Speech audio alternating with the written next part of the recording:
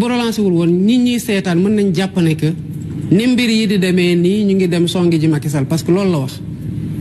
naka la mbir yi di demee mbir yi demeewul nen nit ñi demee ci pour yow di ko demee pour beneen ministre wala beneen DG noonu lañ koy demee pour man di ko demee pour keneen ki fi nekkoon ak ñiy waaj a ñëw bu dee yoon a ngi def liggéeyam ci réew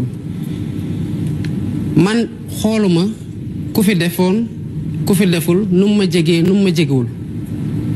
man ni ma koy rappeler tout le temps man rek a waat ci biir Sénégal yëpp ne damay respecté yoon te pourtant dañuy wax nul n'est censé ignorer la loi ñëpp war a xam yoon tënku ci waaye yow waatoo ne da ngay respecté yoon man maa ko waat su ma ci yemoon sax man dinaa mën a gérer sama bopp xëy na xanaa ma tarxiis mais dama waataale ne dinaa fexe ba ñeneen ñi tamit respecté yoon gis nga ci respecté yoon boobu dafa am ñu gérer pendant 12 ans assumer ay responsabilités war a rendre compte d'accorduma ci réew moo xam ne bu ñu jàppee un opérateur privé ci lu mu warul woon def ñu jël ko tëj ko bu dee homme politique bi la ñu naan c'est un règlement de compte politique alors que homme politique yooyu ils ont fauté wala ils sont présumés après avoir fauté yoon rek mooy wax gannaaw bu rapport amee parce que même rapport doyul rapport ay présomption rek lay teg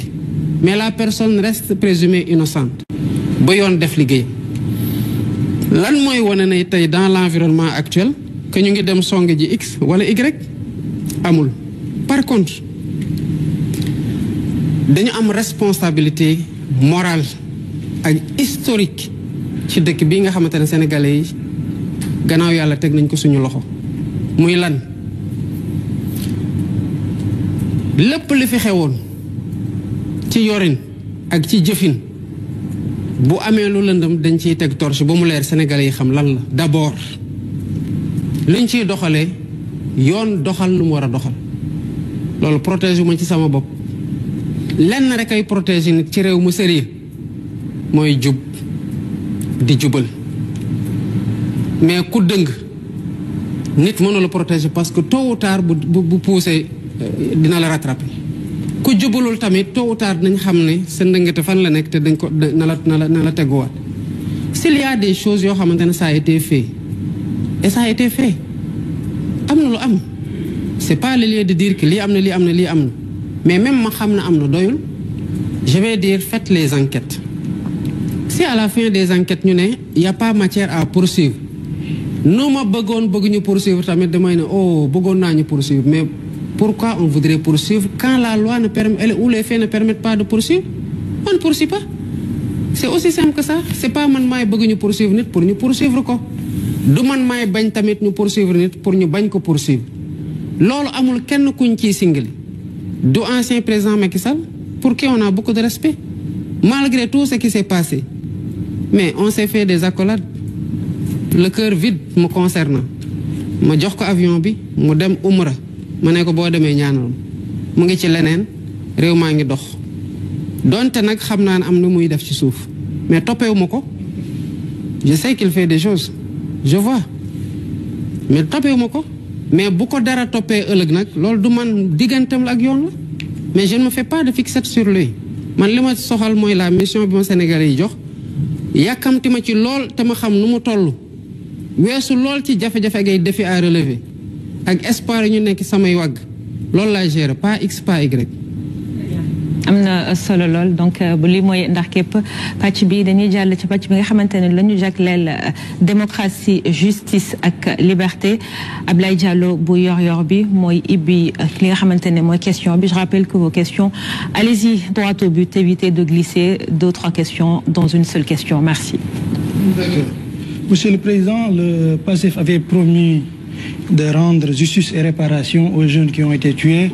et blessés lors des manifestations entre mars 2021 et février 2024. La loi interprétative de la loi d'amnistie a été adoptée par l'Assemblée un an après votre entrée en fonction. Sénégalais yi jàpp ne léegi yoon war na def liggéeyam. Tout d'abord, la première question que je vous demande vient la question lan moo sa xalaat ci loi interprétative boobu ak sénégalais yi muy député yi muy askan bi jàpp ne lu yoon di doxee ci réew mi bi nga ñëwee ci boppu réew mi ba tey ji yéex na trop loolu leen di ton waaw réew mu yoon nu muy doxee yéex na trop yeexut temps wu yoon du temps wu bëgg-bëgg nit ñi loolu aussi il faut que ñu respecté sànq am na lu ma wax ci bu yoon yéexee waaye c'est pas une raison ñu bëgg a déterminer le temps dans lequel la justice fonctionne. D'abord il faut que ñu xam ne que dafa am déficit magistrat Sénégal par rapport ak affaires yi ñuy traité muy benn. beneen bi ci tegu am na juridiction yoo xam ne elles sont submergées yu mel ne pôle judiciaire financier bi lan moo ko waral parce que lu mën di xew ci yenn affaires yu bëri à partir de 50 millions kese dañ koy àndal ci pôle judiciaire financier ak fu mu mën di xewee ci biir Sénégal loolu bokk na ci lu ñu war a def réforme pour qu'il y ait plus de célérité ci biir justice bi c'est vrai que yoon mën na yéex mais parce que yoon bu yéexee dañ ko dicteetul tempoom ba pare orienteetuñu décision elle travaille sereinement te justice boobu moo taxoon ñuy xeex nag kon buñ ko amee ba pare nañu xam valeur am parce que buñ ko ñàkkee ñu ngi ko doon ut muy justice boo xamante ne dafa autonome indépendante kenn téléguidé wu ko muy benn di ci tegu mooy loi d'amnistie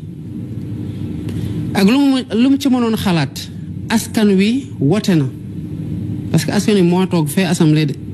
c'est parce que 18 millions de sénégalais yi mënuñu saa yu ñu bëggee tëgg charte bu ñuy doxalee bu ñuy tënkoo ñun ñëpp 18 millions de sénégalais yi mënuñu faa daje voté ñu ne nañuy yónnee ay ndaw ñuy téeméer ak juróom benn fukk ak juróom ñuy wax ci suñuy tur di jëf ci suñuy tur di voté ay loi yu teggu suñu kaw ñun ñëpp ci suñu tur loolu la assemblée nationale def barke démb ci sart yi mu war a doxe am nañu loi fi ma toll nii nag li may xaar mooy keroog bi ñu ma koy jébal après délai bi yàkkamtuñ ci tus dugaluñ ko ci procédure d'urgence buñ ko voté buñ ma ko joxee ma promulgué ko bu amee ay recours nañ bàyyi justice adressé recours yi en toute sérénité bu dee annulé wuñ ko dina egsi ñu promulgué mu commencé applicable mu des nag liñ ca bëgg a saytu lan la may fàttali Sénégalais yi ne man ak waa Pastef ñu bari bi ñuy voté loi amnistie bi ñan lañ doon amnistie ñun de buñ ñu laajee suñu xalaat dañu ne maa ngi woon kaso man def fa 11 mois dañu ne bëgguñu premier ministre nga fa woon mu ne bëggul suñu député yi nekkoon 25 ou 24 ci député ci assemblée nationale ne voté wuñu kon tëgguñu ko voté wuñu ko supporté wuñu ko lan moo tax mais liñ ciy def nii foog sénégalais yi xoolaat bu baax a baax a baax importance su acte bu ñu posé nii mais lan moo gënoon yomb ak luñ ñu dajaloo yëpp ci biir Sénégal on a vu des choses ñu rey yëpp xam nañu leen te chaque jour ñu jàkkaarloog seeni xar kanam ci suñuy bureau pour bañ leen fàtte te fàttewuñ leen de te métit baa ngi fi de niñ koy séddoog njaboot gi lan moo gënoon yomb rek ñuy jël nguur gi avec les mêmes personnes et les mêmes moyens yi ñu defee woon loolu ñu commencé teg seen kaw mais vous imaginez que régime ñëw ñun ñi ñu ñëw pour rek lu ñu neex bëgg a faagaagal opposition bi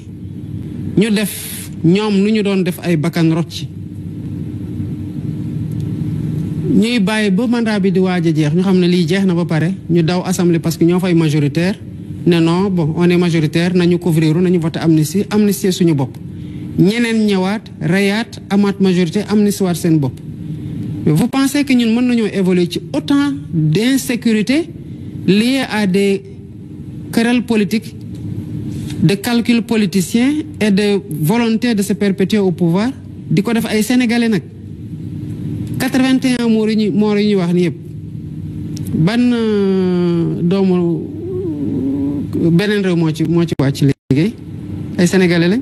ay doomu jàmbur lañ ay papay jàmbur lañ ay magu jàmbur lañ ñu bëgg a am un trou noir dans l'histoire du pays où des gens ont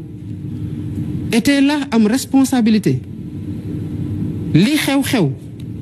ñu ne non au nom de je ne sais quel pacte et de quelle sécurité morale ou juridique gars yi raxas seen bopp ba seen wicc ne dem leen tout doit être passé par perte de profit